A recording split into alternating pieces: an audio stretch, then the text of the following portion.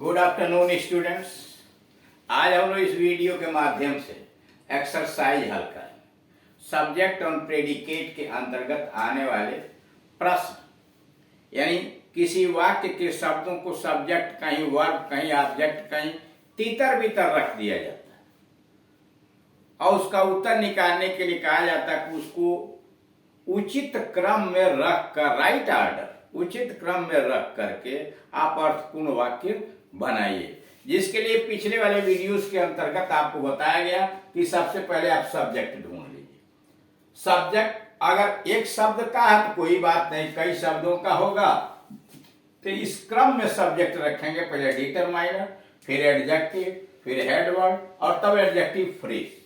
यानी अगर कई शब्दों का समूह है सब्जेक्ट, इतने सारी बातें हो सकती है। उसमें डिटरमाइनर हो सकता है, एक या एक से अधिक एडजेक्टिव हो सकता है यानी क्वालिफायर, हेडवर्ड यानी मुख्य शब्द नाउन हो सकता है, होगा, हो सकता नहीं, होगा ही, और एडजेक्टिव फ्रेज। प्रेडिकेट में सबसे पहले वर्ब रखिए, क्रिया, सहायक क्रिया तो पहले सहायक क्रिया तब मुख्य क्रिया। उसके बाद उसका ऑब्जेक्ट अगर है तो ऑब्जेक्ट रखिए, नहीं है तो कंप्लीमेंट रखिए। कभी कभी ऑब्जेक्ट के साथ भी कंप्लीमेंट होता है। और फिर एक्सपांशन यानी अदर वर्ड्स की अंग्रेजी बाद में लिखिए। अब जैसे यहां दिया हुआ पहला ever shall you remember I. Subject ढूंढ लिए, पहले जो दिया जाता है उसकी हिंदी निकाल लेते हैं और तब देखते हैं कि हिंदी में वाक्य कैसे बन रहा है। यह मैं सदा तुमको याद रखूंगा, I shall ever remember you, I shall ever remember you. Number 2, success should hard work we should work hard, हमें कठोर परिश्रम करना चाहिए। वी शुड वर्क हार्ड किस लिए? फॉर सक्सेस, सफलता के लिए। Number 3, the mountains of the tops covered snow are with year the throughout. The tops चोटियां, ऑफ द माउंटेन्स पर्वतों की, the tops of the mountains are covered ढकी रहती हैं, विथ स्नो बर्फ से, थ्रू आउट द ईयर वर्ष भर, पूरे वर्ष पर्वतों की चोटियां बर्फ से ढकी रहती हैं। The tops of the mountains are covered with snow throughout the year. Has my books taken, who has taken पहले सहायक क्रिया तब मुख्य क्रिया। Who has taken my book, किसने मेरी पुस्तक ली है, क्वेश्चन मार्क है। Go Agra not did he yesterday to, he did not go to Agra yesterday, he did not go to Agra yesterday. Walk last Chennai, week last Chennai, in was I was मैं था in Chennai last week, पिछले हफ्ते में चेन्नई में था। I was in Chennai last week. Number 7, gave his the father poor man 500 treatment rupees for, his father उसके पिताजी gave दिए, किसको दिए? दे पुअर मैन 500 रुपीज, किस लिए? फॉर ट्रीटमेंट, इलाज के लिए। उसके पिताजी ने गरीब आदमी को 500 रुपया इलाज के लिए दिया। हिज फादर गेव दे पुअर मैन 500 रुपीज, किस लिए? For treatment. School not did he go, he did not go to school, he did not go to school. Number 9, It a was sight fine sea too. It was a fine sight, अच्छा दृश्य था। It was a fine sight to see. Advised, hey brother his take to care his health. He advised his brother, उसने अपने भाई को सलाह दिया। He advised his brother किस लिए? To take care of his health, अपने स्वास्थ्य की देखभाल करने के लिए।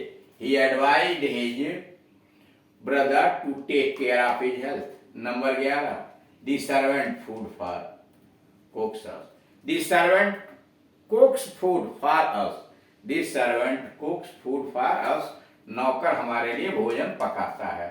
Success should hard work for we. We should work hard for success. We should work hard for success. Number 13, may give aid to something please. Please give me something. Please give me something to eat. 14वां to impossible live without it is impossible, असंभव है। It is impossible to live without water, पानी के बगैर जिंदा रहना असंभव है। On Sunday every play football, we play football on every Sunday, we play football on every Sunday. His son made a noise meeting at, his son made a noise at meeting, his son made a noise at meeting। Number 17, felt महसूस किया, for mistake गलती के लिए, for mistake गलती के लिए, क्या, hedge ही सारी, he felt sorry उसने खेद महसूस किया, for his mistake. No smoke is there fire without, तो there is no smoke without fire, बिना आग का धुआं नहीं होता, there is no smoke without fire.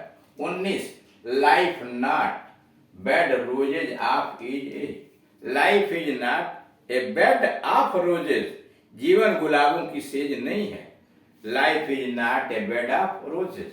20, 20वां, children play are said in the of a tree, so the children are playing in shade of a tree, the children are playing in shade of a tree। Wordsworth for his nature is love famous of, so Wordsworth is famous for his love of nature, Wordsworth is famous for his love of nature। प्रकृति के प्रति अपने प्रेम के लिए Wordsworth प्रसिद्ध है। आई and सा ओवरफ्लाइंग our the hill aeroplane।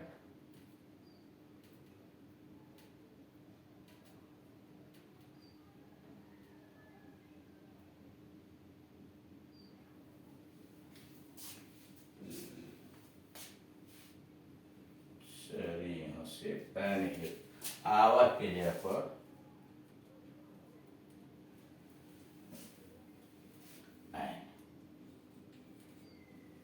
I saw an aeroplane flying over the hill, I saw an aeroplane, मैंने एक हवाई जहाज देखा, flying over the hill, पहाड़ी के ऊपर उड़ता हुआ। 23, fever last been has from suffering night he since, he has been suffering present perfect continuous tense, he has been suffering from fever since last night, he has been suffering from fever since last night।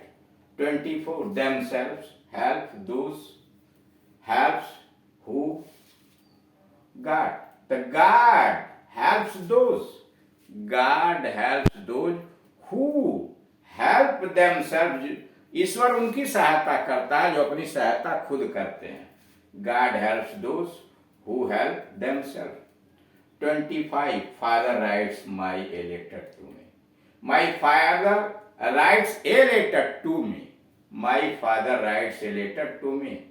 26, is the round, the earth is round, the earth is round, reads he a daily magazine, he reads a magazine daily, he reads a magazine daily। they favors brave for favors, they favors fortune, तो fortune favors the brave, fortune भाग, favors पक्ष लेता है, the brave बहादुर लोगों का। 29, father knocking the someone at hard door, तो father heard someone, पिताजी ने किसी को सुना, father heard someone knocking at the door, दरवाजे पर किसी को खटखटाते हुए पिताजी ने सुना। 30 a man a book he gave to sister. A man gave a book to his sister. एक आदमी ने उसकी बहन को एक किताब दिया। A man gave a book to his sister. अब इनका आंसर यहाँ दिया हुआ है, आप इसे सुनिए, समझिए और मनन कीजिए और दिमाग में बैठा कर अभ्यास को करने का प्रयास कीजिए। अगर गलत होता है तो यहाँ आंसर दिया हुआ है, उसे आप मिला करके उसे करेक्ट कर सकते हैं। नीचे यह दिया हुआ है, यह क्रम दिया कि किस क्रम में आप उन्हें ढूंढने का प्रयास करेंगे। जब आप नियम जानते होंगे कि सब्जेक्ट को कैसे ढूंढा जाता है और उसके बाद प्रेडिकेट में कौन कौन पार्ट्स है। सब्जेक्ट के लिए आपको बताया गया कि जब भी ये दिया गया हो तितर बितर तो उसमें आप सब्जेक्ट ढूंढिए, उसके बाद वर्ब ढूंढिए, ऑब्जेक्ट ढूंढिए, कॉम्प्लीमेंट ढूंढिए। अगर सब्जेक्ट या ऑब्जेक्ट कई शब्दों का समूह बना हुआ है तो उसमें पहले डिटरमाइनर होगा, एडजेक्टिव होगा, हेडवर्ड होगा और एडजेक्टिव फ्रेज होगा। और अगर कई एडजेक्टिव हैं तो डिटरमाइनर और हेडवर्ड के बीच में उसको लगाएंगे। और अगर कई प्रकार के एडजेक्टिव हैं तो सबसे पहले एडजेक्टिव ऑफ फीलिंग और लास्ट में एडजेक्टिव ऑफ कलर, बीच में अन्य प्रकार के एडजेक्टिव्स को रखते हैं। इस प्रकार जितना ही अधिक से अधिक आप एक्सरसाइज करेंगे, इस अध्याय के अंतर्गत आप कुशल होते जाएंगे। और इसके अलावे अगर दूसरे प्रकार का ग्रामर आप पढ़ना चाहते हैं तो इस दिए गए चैनल को यूट्यूब पर जाइए, चैनल टाइप करके, मान लीजिए आपको पढ़ना है डायरेक्ट इनडायरेक्ट, तो आप लिखिए वहां direct and indirect by KD Singh and Gunjan English coaching ऊपर दिया हुआ। सारे वीडियोज आपको उस टॉपिक से मिल जाएंगे, उन्हें पढ़िए, समझिए। और अगर फिर भी समझ में नहीं आता तो नीचे मोबाइल नंबर दिया गया है, कॉल करके आप अपनी समस्या का समाधान हमसे करा सकते हैं। Thank you.